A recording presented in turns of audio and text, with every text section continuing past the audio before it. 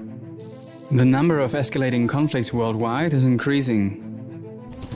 Militärputsch in Myanmar. Der russische Angriffskrieg gegen die Ukraine. Im Sudan. Im westafrikanischen Niger. Aserbaidschan. Wir befinden uns im Krieg, nicht in einer Operation, nicht im Gefecht, im Krieg. Even though 10 years ago the Israeli historian Yuval Noah Harari wrote, "Never before has peace been so prevalent that people could not even imagine war." In the early 21st century, largely thanks to the global liberal order, humanity has experienced the most peaceful and prosperous era in history. That era is now over. So, what changed since then?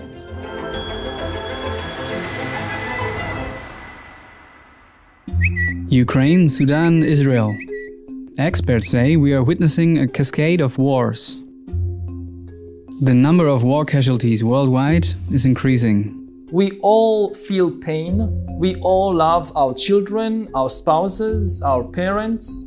So instead of fighting each other, we should work towards our shared interests. This was the simple idea behind the global liberal order. Okay, stop. Global liberal order. What's that?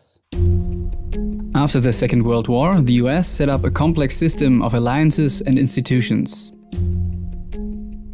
The US, as the by far strongest military and economy, safeguards global stability. One unshakable unity of determination to find a way to end war. Member states commit to universal and liberal values. They cooperate in promoting human rights, in free trade, and they stop fighting wars of conquest. Indeed, our international order has been so successful that we take it as a given that great powers no longer fight world wars. The global liberal order was far from perfect, had many problems.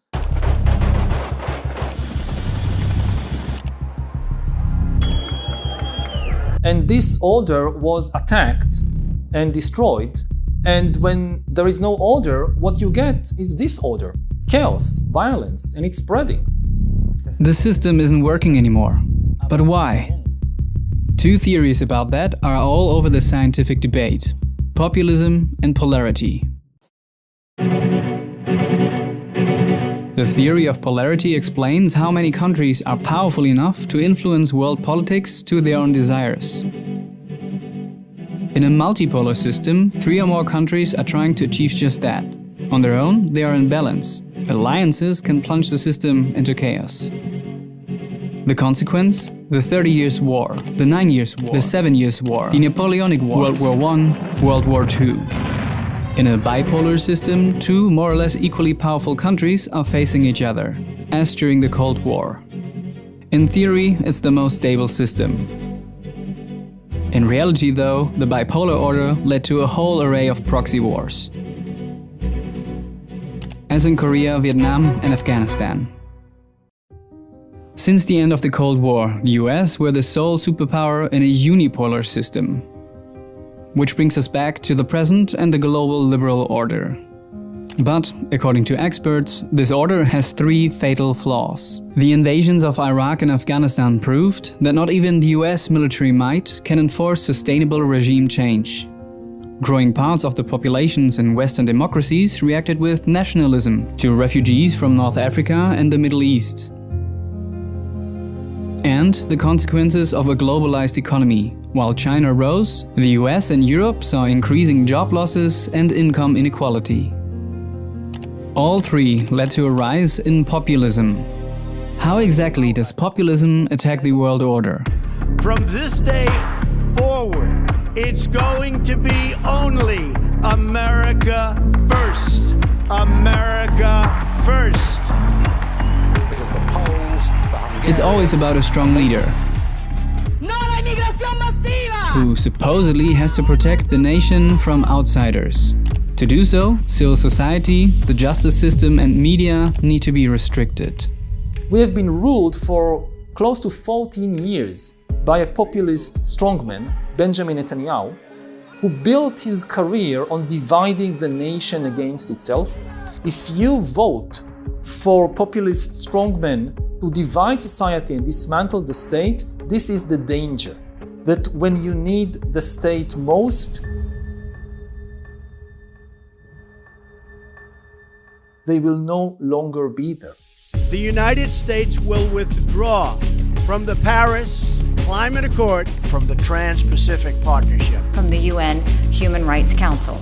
In the mind of populists, any global cooperation is almost like treason. Alright, we got the theories, but how does that explain the wars? The US are still the economic, technological and military powerhouse of the world, but are they still an uncontested unipolar power? Multipolare Welt. Multipolar. Many think we've already been living in a less stable, multipolar world for a long time. The trade influence of the EU, China's great power ambition, the potential of India's population, but also climate change and migration might be counted as a pole nowadays. We are definitely for many years no longer in a unipolar world. In some respects, the rise of new powers is not a bad thing. It's good if new powers like India, like Brazil, receive a greater say about world affairs. Now, if you have some alternative idea, you don't like the liberal order, you don't like liberal values, but you do have some alternative set of values and norms that is not true only for your country, that can serve as universal values for the whole human community, okay, let's hear the alternative. But simply to attack the universal liberal values and institutions without replacing them with anything, this is a recipe for a global disaster. Some argue that the Trump style of populism has shifted the attention of the US from a global to an inward focus. Further, that the war in Ukraine has distracted the United States from preventing other conflicts. And third, the increasing violence from states like Azerbaijan, militaries in the Sahel region, or from the Hamas terrorists would show that they don't fear the US military might no more. We are sliding back to the jungle. The global liberal order is in disarray, if not in collapse. It is replaced by chaos and violence. The international system is showing fragmentation. Free trade deals fail. Autocrats like Turkish Prime Minister Erdogan impede unity in NATO. Ve Hamas bir terör örgütü değil, topraklarını ve vatandaşlarını koruma mücadelesi. In the UN General Assembly, actual allies are not voting alongside each other anymore. Worldwide, indexes for globalization, free trade and democratization are stagnating or falling. The global liberal order seems to be less and less global, liberal and orderly. We control this planet not because individually we are so smart or so good, but because we know how to cooperate better than any other entity on the planet, better than chimpanzees or better than viruses. This is our secret of success. If we forget it on the level of a nation or on the level of the entire species, and fall into more and more internal and international conflicts, it's not just, the regional wars in the Middle East. It's the threat of a third world war.